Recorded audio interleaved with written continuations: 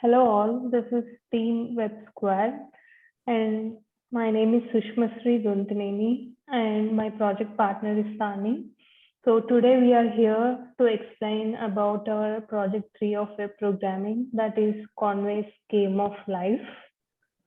Next slide please. Yeah, so Conway's Game of Life is an automation game in which the initial configuration of cells can be created by humans. But all the generations thereafter are completely driven by the rules that I will mention in the later slides. And each of the square cells in Game of Life is either dead or alive. And as I said, according to the rules, we will make a cell alive or dead. And here are the rules for the Conway's Game of Life. So cell can be determined dead or alive according to this. Any live cell with fewer than 2 live neighbors dies. So if a cell has fewer than 2 live neighbors, then it dies. If it has more than 3 live neighbors, also it dies because of overcrowding. And if the cell has 2 or 3 live neighbors, then it lives on to the next generation. So we have generation and time count in the main page. And if there is a dead cell is nothing but a white cell in the grid. So if it has 3 live neighbors, then it becomes from dead to live again. And if it has exactly 3 live neighbors, then it comes to live as well. And if a live cell has 2 live neighbors, less than 2 live neighbors, it dies. So if it has more than 3 live neighbors, also it dies because of overcrowding. And next slide. So these are the patterns we chosen for our project. So we chose the still life, 2 oscillators, 1 and 2, and a glider and a spaceship. So this is the UML diagram for our game. First, we have to select the grid size, which is from 20 to 150, I guess. So we have to select one grid size so that a table is formed, a grid is formed.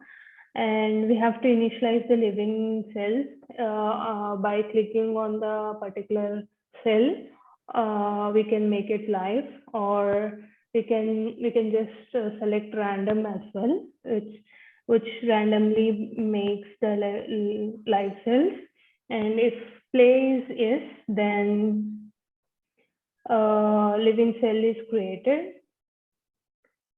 If play is yes, then simulation begins, and if it checks for the next cells, if there are 2 or 3 adjacent living cells, then another living cell is created. Otherwise, it becomes dead cell. And we can also see if there are exactly 3 adjacent living cells, so that it becomes alive. If no, then the cell gets died. So this is the main page. The main page of the game. So first we have to select the grid size, as I said, which is from 20 to 150. And next, the pattern is shown. Patterns are, as I said, or 2 oscillators, glider, and spaceship, and random as well. So we can, in the third step, we have to initialize the live cells. Or we can select the random population. Then after initializing the live cells, we have to start the automation. Then we can stop it by using the stop button. We can, in middle, we can just increment the generation count by using increment 1, which increments by 1. And by increment 23, we can just increment the generation by 23. And for reset, it resets the whole game. So this is the main page. Here we can see the grid size, which is between 20 and 100, and an info page is also attached to the main page. We can see the count, which is living cell population and generation count, and the buttons here are the starting the game, stop for stopping the game, step, which is for incrementing by 1 step, and step 23 for incrementing by 23 generations, and reset is for resetting the whole game, random is for initializing the live cells randomly, and still life is basically just having 4 cell grids in life, which is constant throughout, and oscillators are oscillator 1 and oscillator 2, which oscillates according to the pattern we have given, and a glider which slides from left to right, and spaceship also. So we have added the HTTP basic authentication to the game, and the username and password to log into the game are Websquad, which is our team name. And if we give wrong username or wrong password, as we can see in the second image, we have given it as admin. Since it is a wrong username, it redirects to user not found. And if we give the username as Websquad, which is Websquad, and password also as Websquad, it redirects to the main game. So this is the authenticate function we have written, and yeah, so this is the authenticate function we have written. So here we auth user is set as Websquad, and auth password is set as Websquad, and we echo user not found if that username and password doesn't match to it. So this is the initial, like, if we select from 20 to 150 cell grid size, then this is how the table is created. Here I have taken the cell grid size as 20. So we can see here the table is created with 20 rows and 20 columns. And as usual, the buttons are displayed.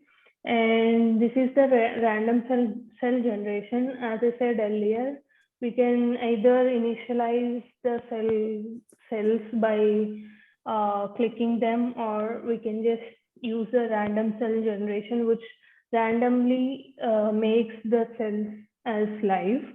And this is the code that we have written for random population, oscillator population. We have taken 2 variables, grid and array. So grid is for getting the value of that particular cell, and for get random array is to modify the grid according randomly. Yeah. So this is one of the oscillators we have chosen as a pattern. So this oscillator oscillates between these 2 as shown in the grids. So it oscillates when we start the game. This is still life. So 4 cells are made as live, and it remains still throughout the game until we stop it or reset it. Yeah, next slide, please. So this is the oscillator one, and my teammate Tani will continue from here. Okay, thank you so much, Sushma, for explaining the game to us. Let us move forward with the rest of the options here. So here we can see the oscillator one pattern that we have chosen, and the code for the oscillator pattern. So here we have used our logic for the 2D array to make some cells live and some cells are rest of the cells are dead, right? So using this logic, we have made this oscillator work. And we have another pattern called glider. So here we can see the functions for populating the glider pattern. For spaceship, we have used this pattern for adding the live cells. So for every adjacent arrays, we have made it true. And then finally, we have returned the array. From our main page, if you have noticed, we have a button called info page at the right corner. So that info page takes us to a summary of our whole project. So here you can see that we have some description of our team members, description of the game, and some test cases that you will find out when you're using the game. And we have another button called back to game, using which you can go back to the game screen and continue playing the game. So for testing of the system, we have used JavaScript validator, WC markup validation service, and W3C CSS validation service. And we have made our project go through these validation services and made sure that our project codes are up to the mark. So yes, thank you. That was our the description of the project and some code snippets. Let us go and show you a demo of our project and how it works. So here this is the link for our project for accessing from code. And here you can see that we have a login authentication form as mentioned in the presentation. So here we have set our ID and password as Websquad as per our team name. And so if we put the correct ID and password and press sign in, it will take us to our game page. So in our game page, you can see input field with which it is said that we can insert any value between 20 to 150. So let us see if we insert any value not in that range, what happens. So it will say, please create a board of size between this and this. So, okay, let us now create a board of size 20 here. So here you can see we can get a grid of 20 by 20 grid here. And here we see some leaving options like leaving cell population and generation. So here we can choose any pattern from all these options. Let us choose a random pattern first. And you can see that some random cells are chosen as live cells now. And all these things are paused right now because we haven't pressed the start button yet. So let us press the start button and the cell population is changing randomly. And we can see also the generation rate here. And we can stop it anytime and it will pause at its current direction. And let's start it again. We can also change the options, like we can make it a still life. So for still life, it will always remain still. No matter if you stop or start. And let us choose the oscillator one, and it is oscillating following the first pattern, and the oscillator one, it's oscillating following the second pattern. We can also see the glider pattern, it's moving it's gliding basically, and the spaceship pattern. And we can stop the demo. So here, this is pretty much the demonstration of the game. Let us go to the info page. In the info page, we have used collapsible divs for showing the summary of the project and the details. So if you press the team members, you can see the names of the team members and for description, you can see the description of the game. And for some test cases, you can see some example test cases here.